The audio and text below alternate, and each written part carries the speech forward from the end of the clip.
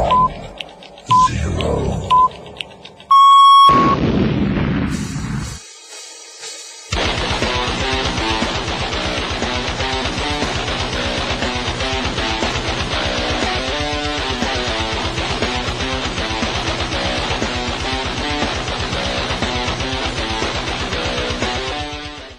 Greetings, fellow barbarians.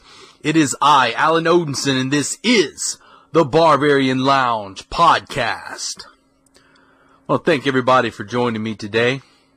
Been a pretty crazy week as always. It seems like I, for the past couple months now, been opening every show with the fact that it's been a crazy week. Because that seems to be the way things are going right now. We're almost at this weird, energetic acceleration right now throughout the entire world. It's like everything is just moving quicker, a quickening, if you will. I've got some friends of mine who are, I would say, more into the spiritual aspect of things. A gentleman specifically that I'm thinking of, who is a Native American shaman, and he's told me multiple times that this quickening is something that he's been very aware of for a long time. So I don't know, maybe he's onto something, because I tell you guys and gals, it sure does feel like that everything is moving in fast motion right now. I mean, we're on the verge of pretty much closing out this year. On the verge of closing out this year, and it just seems like I was just telling you guys Happy New Year. So, let's get a little bit of that housekeeping out the way before we get started. Our website is thebarbarianlounge.com. Go there, check it out. Got a lot of different stuff on there. Check out our shop where you can order some different items that we have for sale there. Our Thuggy strangulation cords are immensely popular right now. Been selling a good bit of those. And if you haven't listened to the episode Thug Life, go there and check it out. There's been a few updates on the website as well.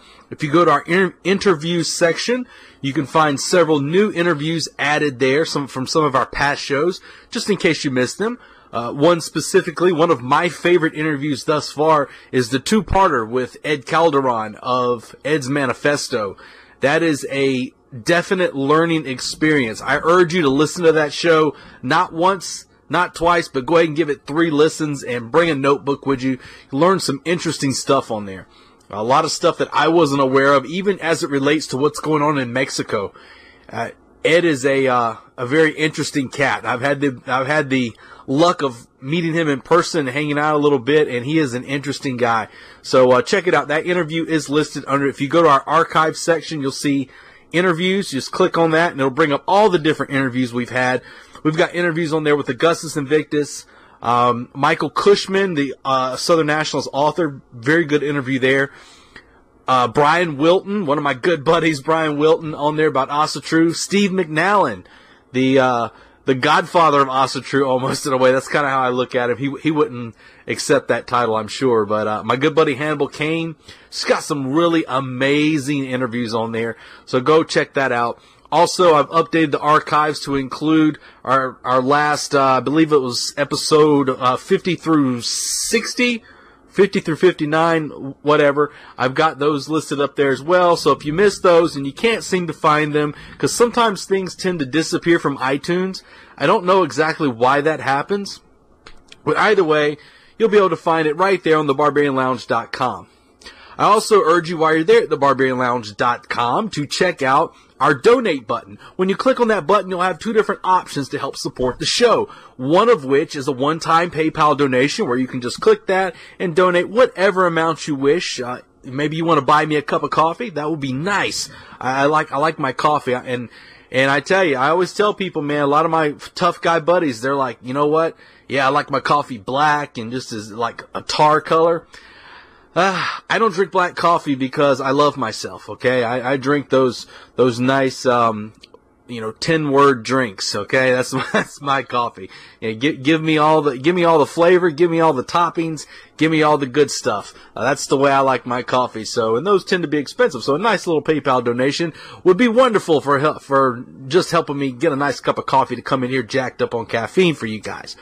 The other option, which I recommend, is to click on the link to our Patreon page. That is our member site. When you click there, you'll basically make a donation per show. I do a maximum of 8 shows per month.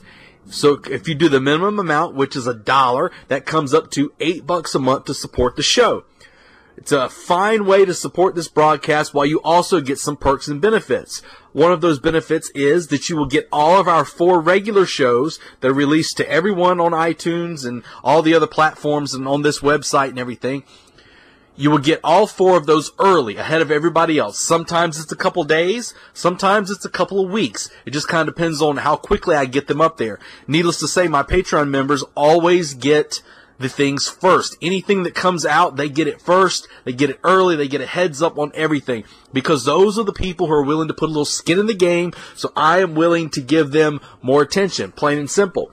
Now, the other perk is that you get 4 exclusive shows only available to members of our Patreon site.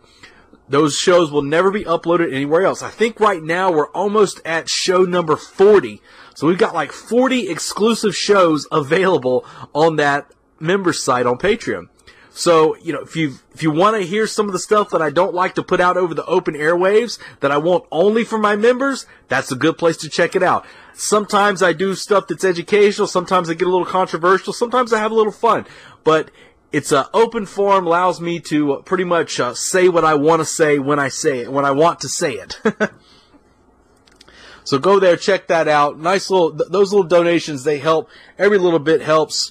You know, it's we've been going through a lot of stuff this year with this particular show. We've ruffled some feathers of the different groups out there. They've attacked me personally. They've attacked my business. They've attacked my website here. They tried to shut this show down earlier this year, but like a phoenix, we keep rising. We keep holding them off, and it is those donations that are helping, because those donations allow me to get different protection for the different services that I use here. So please, by all means, become a member. Patreon.com/The Barbarian Lounge.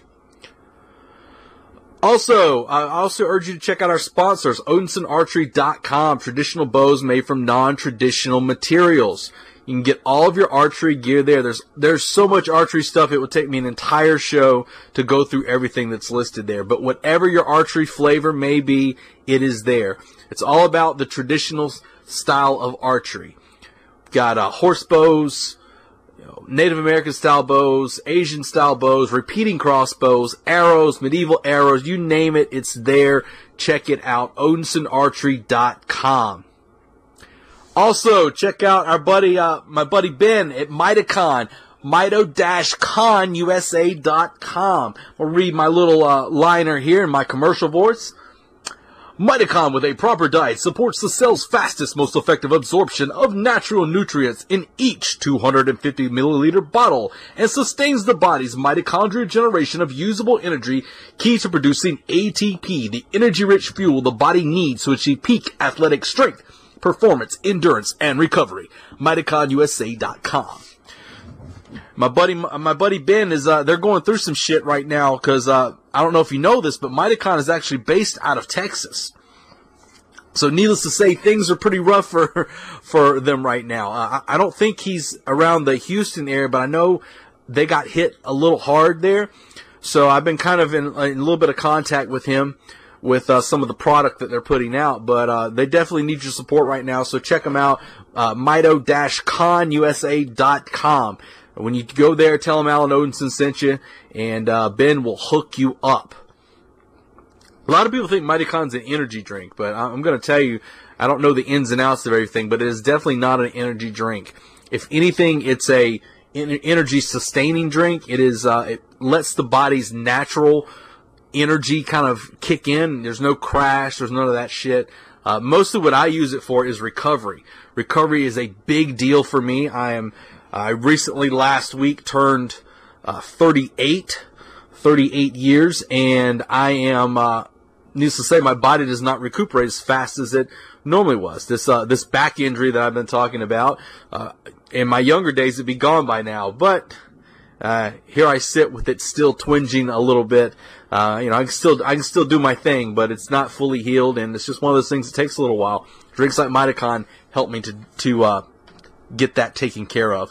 Recovery is so important especially as you get older. And if I'd have known this when I was younger, I'd have paid more attention to recovery and stretching and all that sort of thing in my younger days. So you young folks, listen to me out there. I may sound like the old man sitting on the porch on the rocker, but listen to this old man. You need to get out there and make sure you take care of your body. Your recovery is extremely important. Alrighty. Well, let's get into the meat and potatoes of the show here.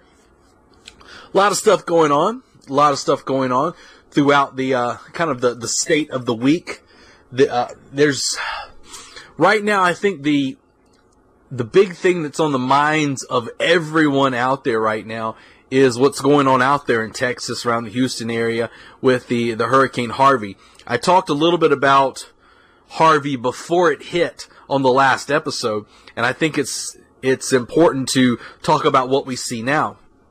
A lot of the concepts that are playing out on that theater of destruction right now are things that I've warned about on this show, things I've talked about from a preparedness standpoint in the numerous other shows I've done with other people who have asked me about survival and preparedness and all this stuff like that. Time and time again, the things that I say, people are failing at in their preparations. We see that all come to fruition. All the time. You know, the thing that was happening in the last episode I talked about with Harvey, people struggling and fighting and trying to, getting in fights in the parking lot to get water and get all the preparations before the storm hit. But the way that Harvey kind of threw everybody for a fastball was, I don't think anybody, even those that were prepared, had planned for all of the contingencies. One of the big contingencies that I have spoken about, when I've talked about the idea of being a doomsday marauder, that's kind of the quote I would use for that, or a dark side prepper, would be those people. Most people say, I never turn to that, But I've always, in my contingencies, have always planned for what happens if I've got everything prepared. Right? I've got every single thing prepared. I've got my water. I've got my food. I've got my guns. I've got everything taken care of. I am totally set to go. I've got my medical gear. We're stove up here in our house. We're gonna make sure no looters get in. We're good to go. Right? We're prepared. Prepared for the lights to go out. All that good stuff. We're ready.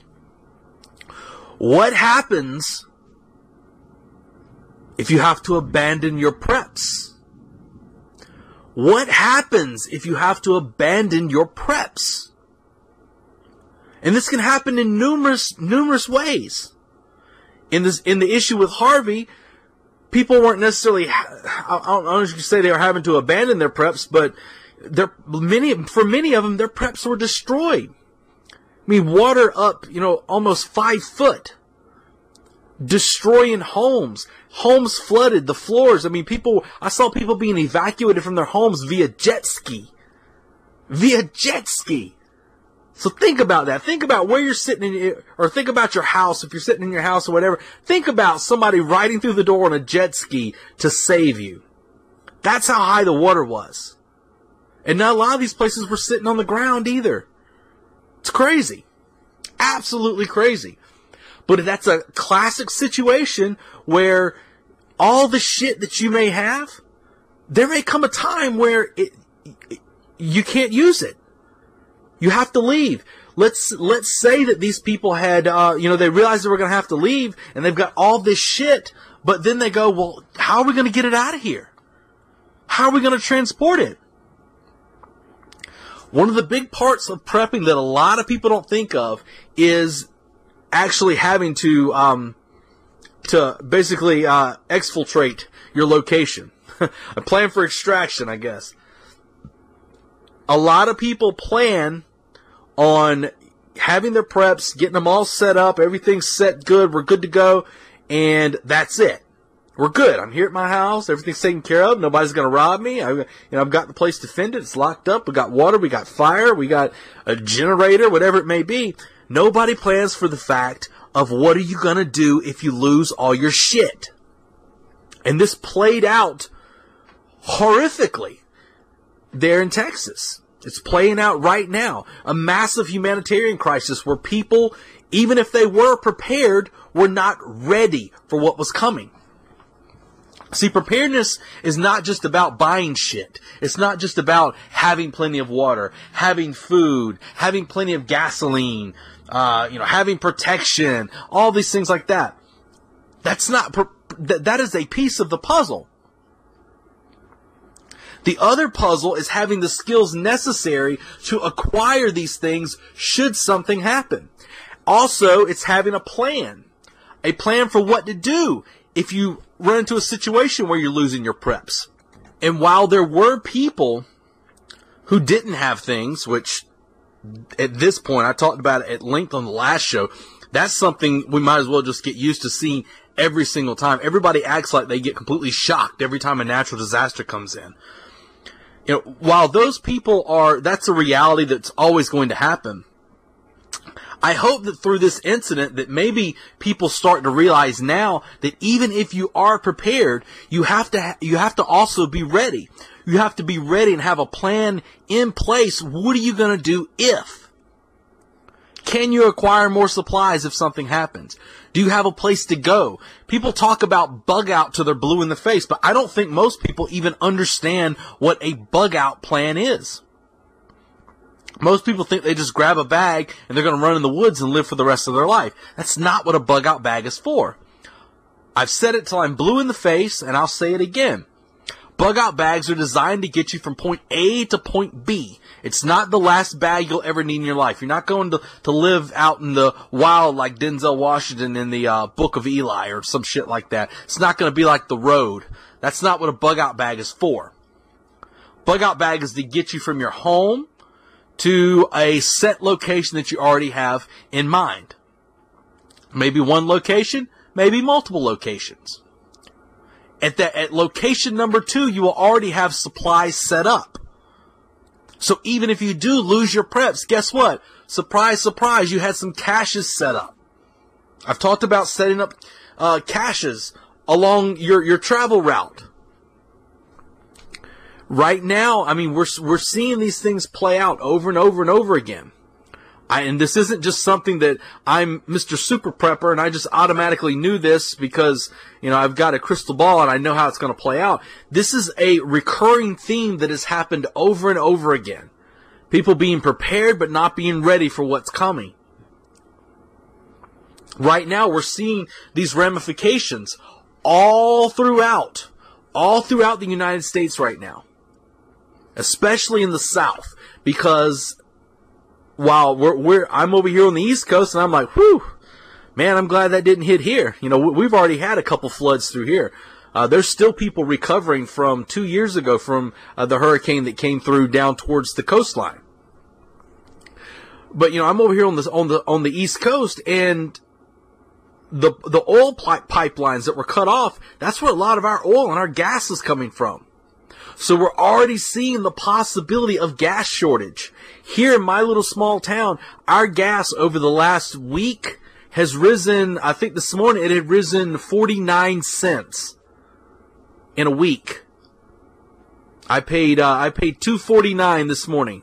It was, like a week and a half, 2 weeks ago, it was under $2.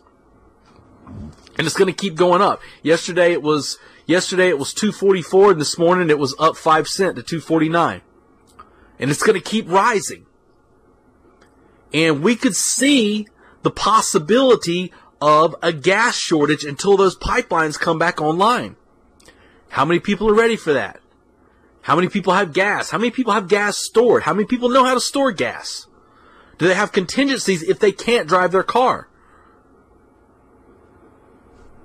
A lot of people don't see the big picture. I've always been that long game guy. I've been the guy who's always looking to play the long game. I'm the consummate planner.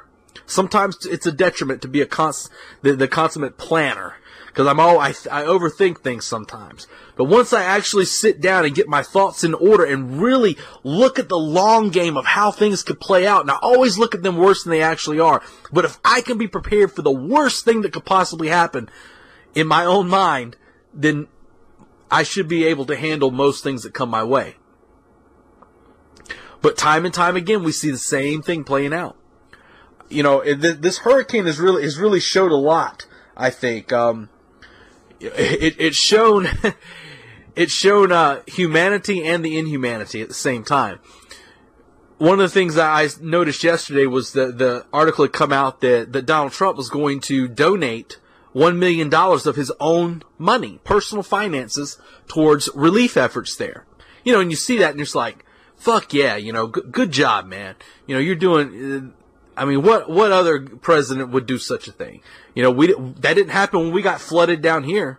I mean, my town was pretty much an island 2 years in a row. Roads washed out. There was nowhere to go. You were trapped here. We had to get people, or I say we, most of the people in town were dependent on Red Cross for aid. No gasoline. Red Cross had to bring hot meals. Psh, the Odinson family, we're sitting up in here, we're eating nice. We got heat, we got everything, didn't run a damn generator not once. Okay? I'm not a fan of generators. I've probably ranted about that numerous times. If you listen to to some of my member shows, you've probably heard my epic, fuck a generator rant. But, so Trump says he's gonna give $1 million, and, what is the response from the left? The insane left, what is their response? Oh, it figures. You know, he's just using that. He's just going to use it as a tax write-off. He's just going to use it as a tax write-off so he don't have to pay taxes again. This is the mindset of these people. So, you know, when I hear this, I ask him, I say, so what you're telling me is rather than him use it as a donation, as a tax write-off, by the way, you can't write off the entire $1 million, by the way. But rather than use it as a tax write-off, he should just not give that $1 million. That's what you're saying. So he would be better off not giving any money for any help since he's getting a tax write-off. That's the insanity of these people. The absolute insanity of these people. They would rather see someone for their actions. You know what? If Trump fucks up, you'll hear me right here behind this mic saying it. I've done it before. If Trump fucks up, I will be right here saying it. But when you judge a man by his merits, and if a man is willing to give $1 million that he doesn't have to give, willing to give $1 million of his own personal finances to these people, how can you sit there and judge him as anything other than that as an honorable action? And then you hear people say, well, you know, they're probably not ever going to see any of that, and he's done this and he's done that, blah, blah, blah. And it's like, look, man, the Red Cross is known for screwing people over. A lot of these organizations are noted for screwing people over. But the fact of the matter is that if his personal money is going into it, do you think Donald Trump doesn't know where his money goes? Let me tell you something. You don't get to be one of the richest men in the world by not knowing where your money goes. But the left doesn't care. You know, it's the same thing right now. You know, I've seen a wonderful example during this entire thing, a phenomenal example of something I've talked about at length on this show as well. The concept of Southern culture. If you listen to the left and you listen to the media, their whole idea of Southern cultures is just a bunch of white racists running around hanging black people from trees. That's their idea of what Southern culture consists of. A bunch of flaming racists with Confederate flags, big pickup trucks. They're driving around and they're attacking black people left and right. I've lived in the South my entire life and nothing could be further from the truth. There's different culture down here. It's different. If you've never lived here, you don't understand it. Even black culture in the South. There's Southern blacks versus Northern blacks. They're different. Self-sufficiency and helping your neighbor has always been a foundation of Southern culture. And we're seeing it play out right now in Texas. There's boys from around here in South Carolina who've loaded their boats up in their trucks and those big tricked out pickup trucks with Confederate flags on them, and they're driving their ass to Texas right now to pull anybody out of their homes and save their lives. Because let me tell you something. Who do you see? Who do you see down there? Who down there in Texas are the ones driving the boats around? Who are the ones pulling people out of homes? Saving lives? Who are the ones? Is it Black Lives Matter? Huh? Is it Black Lives Matter? Maybe it's Antifa. Maybe it's Hillary Clinton and Barack Obama. Maybe they've all gotten together and they're down there helping everybody. They're leading Black Lives Matter, and Bernie Sanders is down there with his socialist buddies, and they're all down there saving lives in Texas. Maybe that's who's down there. No. You know what it is? It's a bunch of country-ass white boys down there with Confederate flags strapped to their boats, strapped to their trucks, and they're driving out there and they're saving whites, Hispanics, blacks, anybody that needs help. You see, true Southern people, all those people I mentioned, those aren't Southerners. They don't know what it's like to live down here. They don't know about the cohesion and the unity that's always existed in this area. Why? Because we've had to be that way. Those people don't understand that. Those are people that sit in their northern liberal hellholes and sit down and judge of what they think it's supposed to look like down here. They have no fucking clue. They've never had any clue. Even after, when the Reconstruction hit, after the Civil War was over, when they came down here, they still had no clue. No clue at all. But we're seeing Southern culture play out on the grand stage right now. True Southern, I've talked about this before. When the flood happened and certain areas were starting to clear out, it was a while before there was any sort of actual power in a lot of areas in the city. And I drove there with my wife. She was going to go to work regardless. So I'm like, well, you know, I've heard some things happening. I'm just going to drive and kind of be security today and drive around and see what's going on. I remember, and to this day, I kick myself in the ass for not having my camera ready. But I drove past. We've got in the area here, and it's been there forever. We have a Confederate museum. Okay, it's a small house, and it's a Confederate museum. Very nice. They got a lot of really nice stuff in there. The funny thing is this Confederate museum is pretty much located in the hood of the city. All right, right in the middle. Never once have they had any trouble there. Even when all the Confederate flag bullshit was going on, never once did they have any trouble there. And I'm going to tell you why. When I was driving by, nobody has power, a lot of people run out of gas, and charcoal, you couldn't find it anywhere, and a hot meal was tough to come by. When I drove by this Confederate museum, what did I see out front? I saw a grill fired up. I saw the white guys that own the Confederate Museum. I saw them sitting out front, and they were making burgers, hot dogs, and the entire area there was covered with some of the people that live in the area, most of them being black. And they were all sitting down, talking, having a good time, as the Confederate flag flew over them. As the Confederate flag flew in the wind, they all sat underneath that banner, having food together. And they're laughing, they're having fun, drinking, and just having a good time together. That is what Southern culture is about. It's not this bullshit that the media tries and pushes on you that tells you that there's racists behind every corner of your home. You know, you're walking down the street and out of the bushes pops a racist, right? That's not what the South is about. What the South is about is what you see going on in Texas right now. It's Southerners standing beside Southerners, willing to give their lives in many instances. There's been many first responders, volunteer first responders down there in Texas who have lost their life trying to save other people. A pretty cool article that I saw. I'm trying to remember where it was reported. I believe it was MMA Junkie, actually, that reported it, of Derek Lewis. If you don't know who Derek Lewis is a UFC fighter, MMA fighter. He goes by the nickname of the Black Beast. Derek Lewis, good fighter, tough as nails, but he lives in this Houston area, and he's been down there helping people as well. There's an image and a video, I believe there's a video of it as well. I've seen the image of Derek Lewis helping a guy, and he's helping this guy. He's loading him up in his truck, and he's getting him out of the area. And this white gentleman that Derek is helping has a Confederate flag that he's carrying with him.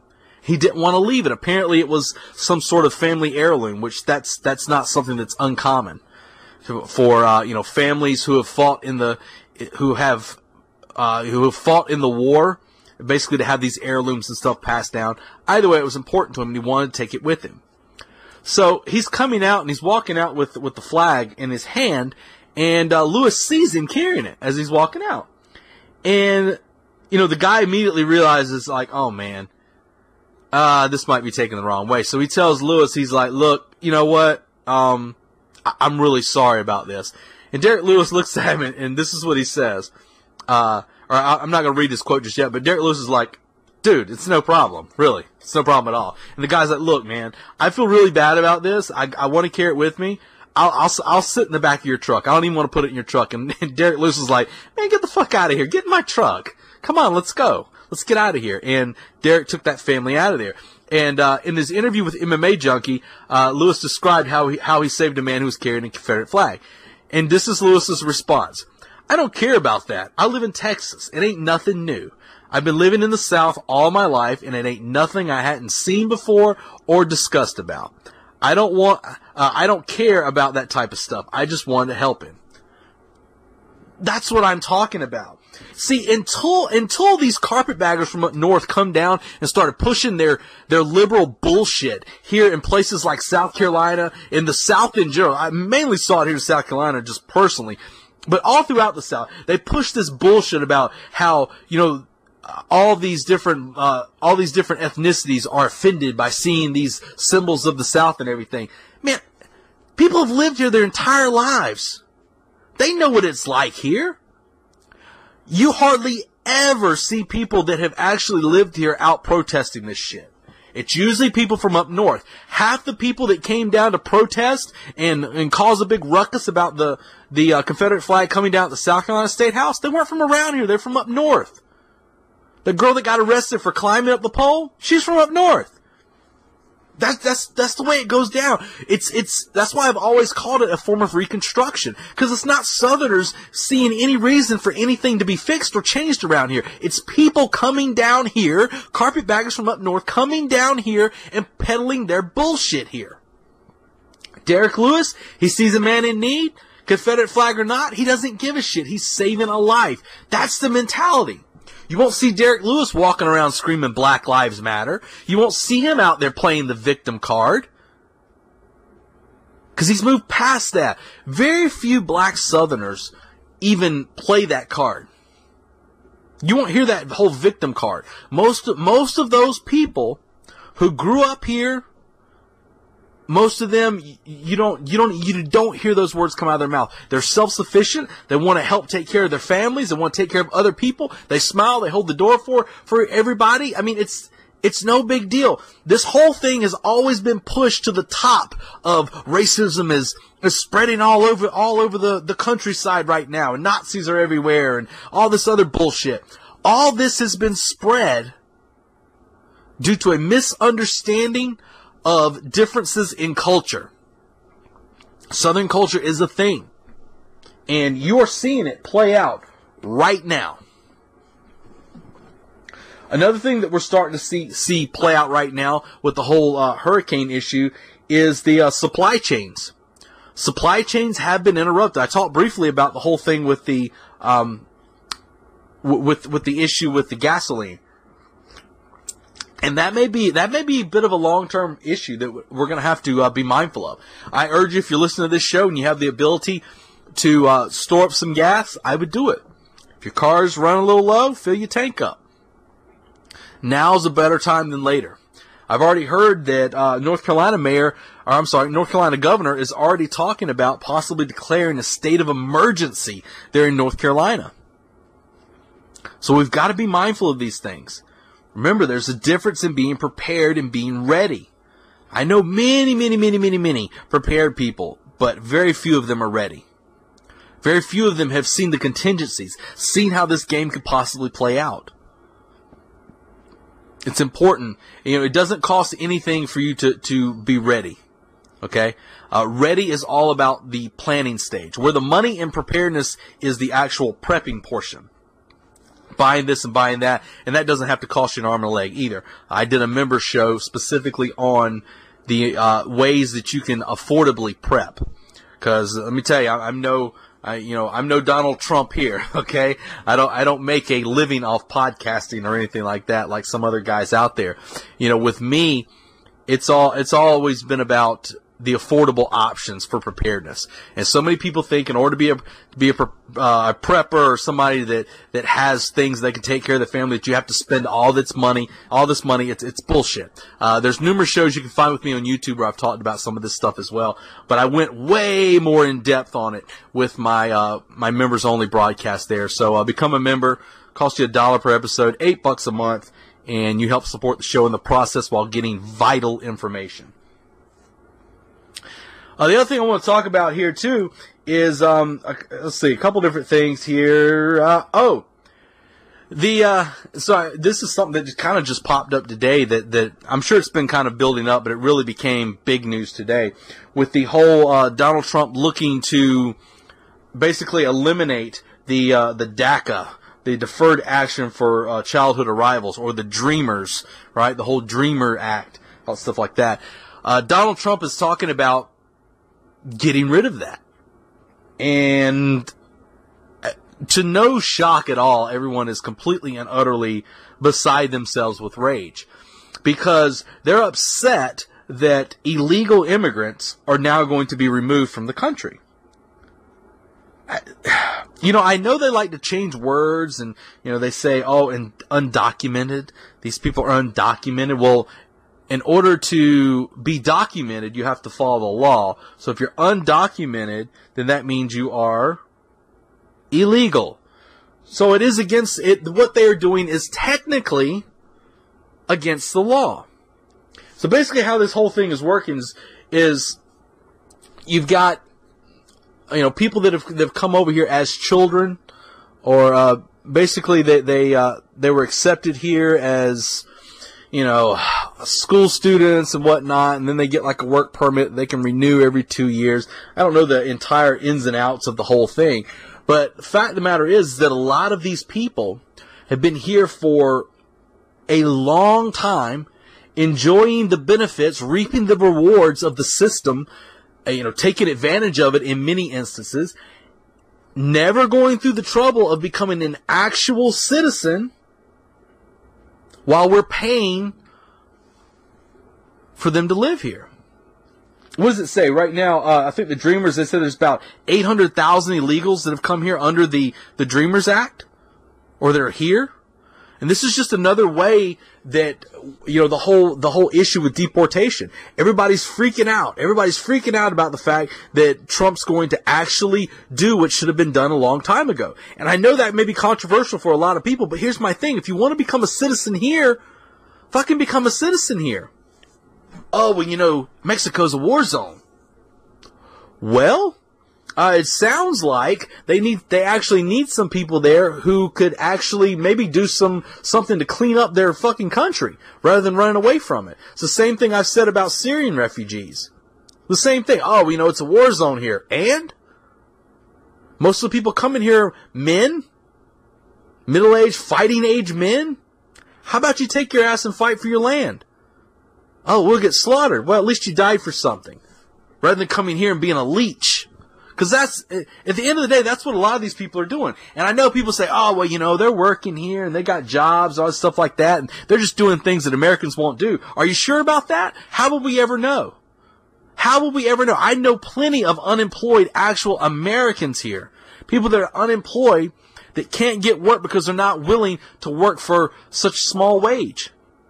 And a lot of times, these quote-unquote dreamers, a lot of times these people get preferential treatment for the jobs first. And I know that goes on because I've seen it happen.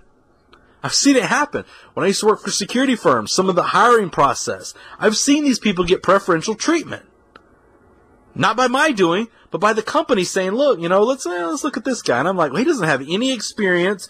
And, he's got a few sketchy things on his record. I mean, is he even legal? Well, you can't say that. Can't say that, Odinson. No. Let's just give him a shot. He's got a permit, right? Work permit. So, for me, I'm one of those guys that says, if there are illegal immigrants here, then they have broken the law. They are here to be a leech on the system. They need to go. You know, these people come in. This is one thing a lot of people don't realize. These people come in and they can apply for these grants. They get these massive grants. Why do you think you see so many Hispanic farmers? I mean, hey, you know, more power to you. You got your farm and all these things like that. That's why they go out to the farmer's market and sell all the food tax-free, right? Not paying any taxes. Go out there and pay it tax-free while we're paying for them to have Medicaid and all these other things.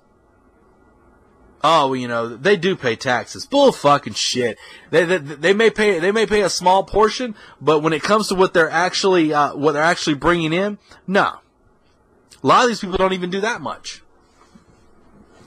So I know for a fact that grants are given to these people. They come in. I don't see nobody lining up to give any grants out to American citizens who are actually here working hard, trying to start businesses where they're actually going to be putting forth taxes, actually paying something back into the system rather than being a leech to the system. This is the whole issue. We got to start removing these parasites. Oh, that's a harsh word. You can't call them parasites. That's what it is. A parasite takes and gives nothing back. I mean, what are they giving? Labor? Cheap labor? But it's not benefiting Americans. Maybe benefiting big business and corporations. That's another story. But the fact of the matter is American citizens are suffering while these people are getting things for free. Or at a discounted rate. Or preferential treatment. Or government grants. Free health insurance. And most importantly, the worst thing these people give away are votes. Yes, that's right, votes. That's one of the worst things that they give away. You think that Donald Trump's not an idiot? He knows that these people are going to show up en masse to the polls. And then it becomes, who is actually voting for the president? American citizens or invaders from another land? That's what you call somebody that's not supposed to be there, right? If you got somebody that has walked into your house, that is uninvited, not supposed to be there, they would be invading your home. They have to be removed. You're not going to want to take care of them, are you? I tell you what, all of you people that support this, why don't you let them move into your area? How about that? Maybe I'm just a hard ass. I don't know. The other big thing that's going on, Antifa, finally, Homeland Security made the effort to actually call Antifa what they are, domestic terrorist. Yes, domestic terrorist. That is something that has been screamed from the right forever, and it's amazing it took them this long. Maybe they'll take a further step now and actually break down these groups that make up Antifa, actually break them down and call them what they are as well. They just made the blanket statement of anti-fascist, but there's a lot. Like you look at Charlottesville, man, the anti-fascists are a hodgepodge mix of all kind of different communist groups. I'm waiting for Homeland Security to come out and say Black Lives Matter is a domestic terrorist organization. I made a video not too long ago that YouTube was not very pleased about, calling Black Lives Matter just that, a domestic terrorist organization. When you go out there and you do your rallies and you start talking about killing people, there's a problem. If you do your rally and say we need to start killing people, there's a big problem. You've moved past the freedom of speech aspect. And now you're talking about committing a violent crime on another individual. Black Lives Matter has done this numerous times when they staged riots throughout Charlotte, North Carolina. When they staged them in Baltimore, Ferguson, the numerous places. We've seen this play out.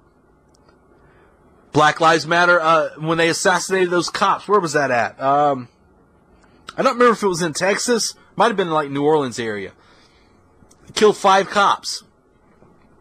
Black Lives Matter activist. Admitted. So I would like to see Homeland Security take it a step further. They've already kind of sort of called out some of the black nationalist groups. I'd like to see them call out the Black Lives Matter group specifically. I would like to see them call out many of these communist parties that are out there. John Brown Militia. Let's go ahead and see that name added to the list. How about that? Okay. How about what's this Yahoo's name? the guy that runs it's One People's Project or something like that. The Daryl Jenkins, this big fat dude, Daryl Jenkins. How about call that guy a domestic terrorist? Right? Well, no, he hasn't beaten anybody up. He hasn't done anything like that. But let me tell you something. He's been terrorizing people for a long time. In his own way. He's been doing it in his own way. He's been doing it from an information standpoint. But he's cost many, many people his job. Or their job, I'm sorry. Cost many people their job. Ruined lives of people.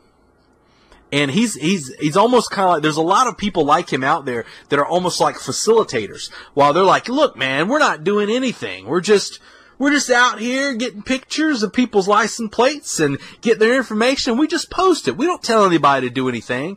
You know what you're doing. You know exactly what you're doing. You are the facilitators of violence. There's many people like that. Those people need to be called out. They do. Because if you look at his list of people, the personal information he's put out for a lot of these people, if you actually look at that list, many of them are very much conservative in their actions. James O'Keefe is on there from the Project Veritas. I mean, they got Jared Taylor, which you can make arguments about Jared Taylor, but you put Jared Taylor and James O'Keefe in the same category. There's two different mindsets. This is what they do, though. It's terrorizing from it's almost kind of like cyber terrorism in a way. Because they're not, these guys are on the ground, but they'll get the information. Everybody knows who they are, too. They'll get the information, then they'll go out and they'll post it publicly and try and destroy somebody's life. And my whole thing with this is if the right-wingers, right, if the right-wing, the alt-right or the Nazis or whatever the fuck do you want to call them this week, if they're actually as violent as you say they are, how come none of them have ever taken any of you guys out? Like you bigwigs, you head guys up there who've destroyed many, many lives. If the right is so violent, if they're these violent, horrible people who are hiding around every corner and they're just waiting to kill anyone who is of a different color than them, if they're so violent, why are you guys still alive? You guys aren't lying to us, are you? That couldn't be. That couldn't be, because we all know the left wing, these liberal, communist leftists here, they don't do that, do they? They wouldn't lie to you. They're the same people that tell you that communism's great and socialism's going to save the world and that Hillary Clinton did nothing wrong and Donald Trump's a racist. They're the same people that tell you that. So hey, who's to say they would actually lie to you or anything? It's crazy. It's funny though. Like I said, I would like to see them broken up into groups a little bit. But one of the things I found very interesting about this whole thing is, I've talked before about just how much the empire will allow you. When I say the empire, I'm talking the American empire, or any empire in general, the empire. In this specific aspect, I'm talking about the American empire. How far will the empire allow small subgroups to act out until they decide to stick their nose out and say, all right, you know what, that's enough, let's squash this. These Antifa have been allowed to run wild for quite a while now. And they're growing, and they're getting more and more dangerous, and they're starting to really get out there and cause a lot of property damage. People have been, lives ruined. Physically, people have been mutilated. That's what I would call what happened to Baked Alaska when he had drain cleaner thrown in his eyes. He's one of many that's had horrible things like that happen. The empire will only let its subjects act out for so long before it decides to step up and do something about it. This whole issue with declaring Antifa, because they've been violent a long time. I saw a funny quote from somebody posted where Augustus Invictus was talking to a guy on Twitter, and they had said, Augustus Invictus, why aren't you willing just to sit down with these communists and have a conversation? Or why don't you sit down with these Antifa and have a conversation with them so you guys can hash out your differences? And Augustus responded with, because they keep throwing fucking bricks at us, that's why. That's exactly it. There's no dialogue being had. This is just a violent group. But after a while, as they keep, the Empire's only going to let them run so wild before they're going to come out and crush them. And that's an important lesson to really think about. I hear people talk about civil war, and they're, oh, we're on the cusp of civil war, civil war, civil war. But we have to understand also, even though there was a civil war here in the United States, for all intents and purposes, it was two nations fighting each other. You had the United States and the Confederate States of America. Two separate nations. And the Confederate States were invaded by the North. So, but you had two separate nations fighting. I don't see a big breakup happening here in the United States that would lead to an actual separation of the nation. I don't see that happening. So if you've got two rival groups that want to fight and have civil war as much as they want, they could, as soon as the shit gets bad, and as soon as things start getting shaky in the Empire, well, they'll send down their troops and they'll crush it. They'll crush both sides. It's that classic example of, you remember in Gangs of New York, at the end of Gangs of New York, when the big fight is taking place. If you haven't seen Gangs of New York, I should say spoiler alert, but if you haven't seen it by now, fuck you, man. Gangs of New York, at the end when they're having the big fight is happening, right? And you've got DiCaprio's side of the dead rabbits, and you got the Native Americans on the other side with, Bill the Butcher. So the big fight takes place and it's all happening, right? It's just everybody's getting killed, fighting. What happens? In comes the Empire. Marching in, they line up and they start mowing people down. They start launching cannon fire, mowing people down. And guess what? In the big picture, that little rebellion, that little fight you had going there, nothing. The Empire squashed it. That's pretty much how I see the concept of a civil war actually playing out. Unless the military becomes divided, unless military assets become divided, it's almost kind of a weird pipe dream. I don't think it's ever going to be like this actual war. And it's kind of one of those things where I kind of hope I'm wrong. I'm right about that. It's not going to be an actual war. But I think if anything, it's going to be divided into a culture war, because culture is absolutely under attack right now. Absolutely 100% under attack. And, you've got the media side, you've got a lot of corrupt leaders, or for the most part, we've got a lot of weak leadership who are just rolling over every time somebody calls them a racist or, excuse me, threatens to call them a racist. They roll over and say, oh, please don't call me that name, without standing their ground. And the more this happens, the more the culture war is going to shift. And, that's one of the things that a lot of people are just kind of a so what thing. But at the end of the day, man, you start losing your culture, you start losing who you are. You just become this weird chimera creature of all these different cultures hodgepodge together and formed into this ogre-looking creature of a fucked up modern American trendy culture. We're seeing that now. Why do the leftists, why do most of the people in the Antifa, why do they look so fucking weird? Most of them look like they're malnourished. Basically, they got in a fist fight with a bunch of colors, splattered colors all over them. Most of them can fit between the links of a chain link fence. Why do they look this way? Why do they all look so weak, so beaten down, just absorbed into the system? They are the new Borg creature. They are the Borg. They're trying to assimilate everything till it's all just one. I'm not a big fan of people losing their culture.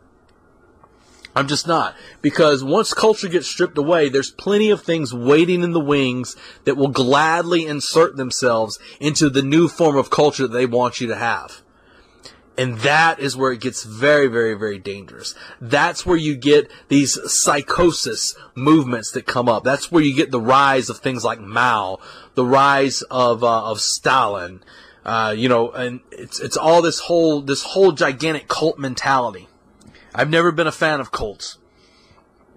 And I think we need to be very, very mindful of the culture war that's going on. For the most part, we need to really push our leaders to be willing to stand against the push from the left. When they show up in your town and they say, you know, you got to remove this monument because it's racist.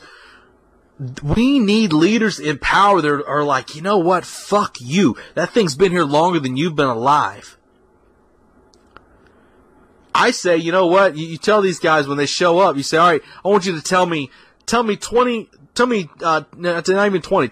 facts that we can verify about the origins of the Civil War. Go, right now. If they can do that, maybe we'll talk about bringing the monument down. Most of these people don't know shit.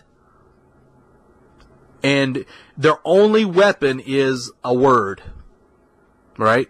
Their only weapon is a word.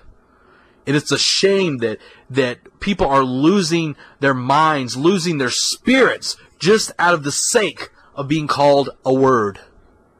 That word shouldn't have any power. We've given it power. Society has given it power. It's up to us to start taking it back.